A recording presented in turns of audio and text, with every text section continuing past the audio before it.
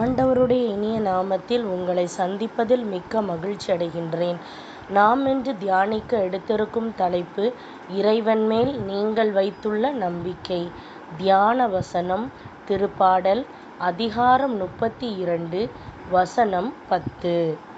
பொல்லாருக்கு வரும் துன்பங்கள் பல, ஆண்டவரில் நம்பிக்கை கொள்வோரை அவரது பேரன்பு சூழ்ந்து நிற்கும்.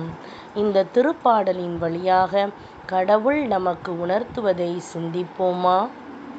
கிறிஸ்துவுக்குள் பிரியமானவர்களே, நம்முடைய ஆண்டவரும் மீட்பருமாகிய இயேசு கிறிஸ்துவின் இனிய நாமத்தில் உங்களை வாழ்த்துகிறேன்.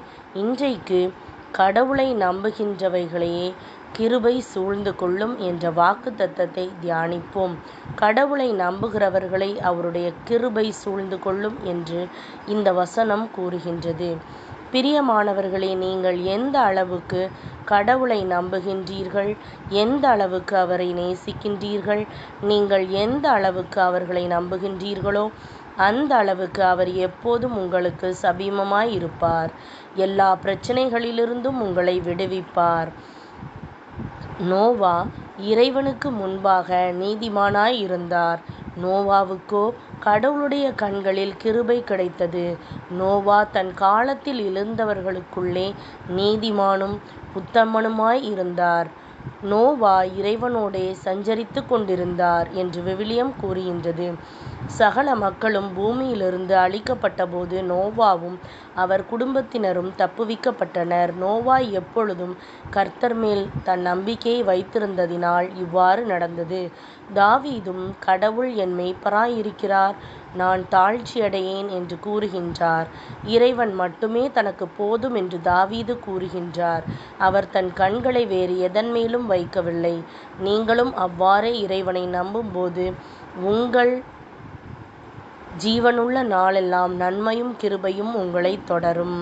பிரியமானவர்களே, இது வேண்டும் அது வேண்டும் என்று நீங்கள் இறைவனிடம் கேட்க அவசியமில்லை.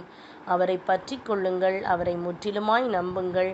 தமக்கு பயந்து தமது கிருபைக்கு காத்திருக்கின்றவர்கள் மேல் கடவுள் பிரியமாய் இருக்கின்றார் என்று விவிலியம் கூறுவது போன்று கடவுள் உங்கள் மேல் பிரியமாகி உங்களை ஆசீர்வதிப்பார். நாம் இரக்கத்தை பெறவும் ஏற்ற சமயத்தில் சகாயம் செய்யும் கிருபையை அடையவும் என்ற வசனத்தின்படி நீங்கள் நடக்கும்போது ஏற்ற நேரத்தில் அவரது கிருபை உங்களை தாங்கும். ஆகவே எப்போதும் இறைவனை தேடிக்கொண்டிருங்கள், அவருடைய வழிகளை பின்பற்றுங்கள். அப்போது அவர் உங்கள் மேல் பிரியமாய் இருப்பார், தமது அன்பு உங்களை சூழ்ந்து கொள்ளும்படி செய்வார். இறைவனை பற்றி கொண்டு அவரையே நம்புங்கள். அவருடைய கிருபையும் இரக்கமும் உங்களை சூழ்ந்து கொண்டு வாழ்வில் உயர்த்தும். சிந்திப்போம், வாழ்வாக்குவோம். நாம் ஜெபிக்கலாமா? அன்பு தகப்பனே, நீர் கொடுத்துள்ள அருமையான வாக்குத்தத்தத்திற்காக உமக்கு நன்றி. உம்முடைய கிருபையும் இரக்கமும் என் வாழ்வில் விளங்குவதற்காக உம்மை சோஸ்தரிக்கின்றேன். உம்முடைய பரிபூரண அன்பு என்னை சூழ்ந்து கொள்ளும்படி செய்ததற்காக உமக்கு நன்றி செலுத்துகின்றேன். உம்மையே முழுவதுமாக நம்புகின்றேன். எல்லா பிரச்சனைகளிலிருந்தும் உம்முடைய வல்லமையான கரத்தினால் என்னை விடுவித்தருளும். நிச்சயமாகவே என்னுடைய ஜீவனுள்ள நாளெல்லாம் நன்மையும் கிருபையும் என்னை தொடரும் என்று விசுவசிக்கின்றேன். இயேசுவின் நாமத்தில் ஜெபிக்கின்றேன் எங்கள் ஜீவனுள்ள நல்ல பிதாவே, ஆமேன். இந்த நாள் நம்பிக்கையின் நாளாக அமைவதாக. Praise the Lord.